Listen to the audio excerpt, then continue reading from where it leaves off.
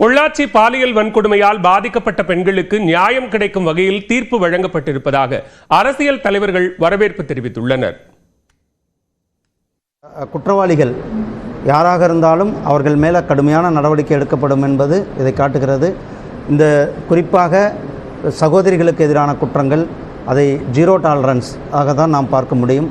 அந்த குற்றவாளிகளுக்கு தண்டனை கொடுப்பதை நான் வரவேற்கிறேன். இந்த மாதிரி குற்றச்செயல் ஈடுபடுவோருக்கு இந்த தீர்ப்பு ஒரு நிச்சயமாக ஒரு பயத்தை உருவாக்கி இருக்கும் என்பதில் எந்த ஒரு ஐயப்பாடும் இல்லை. இனி மெல்ல மெல்ல இந்த குற்றச்செயல், பெண்களுக்கு எதிரான குற்றச்செயல் குறைய தொடங்கும்.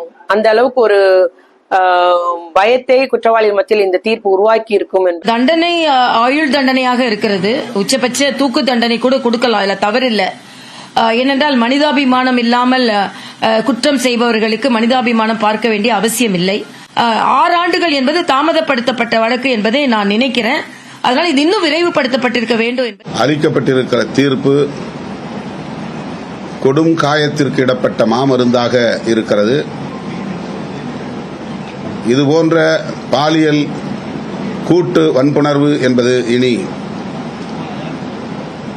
தமிழகத்தில் மட்டுமல்ல, இந்தியாவில் எங்கும் நடந்தேறக்கூடாது என்கிற ஒரு அச்சுறுத்தலை தருவதாக இந்த தீர்ப்பு அமைந்திருக்கிறது.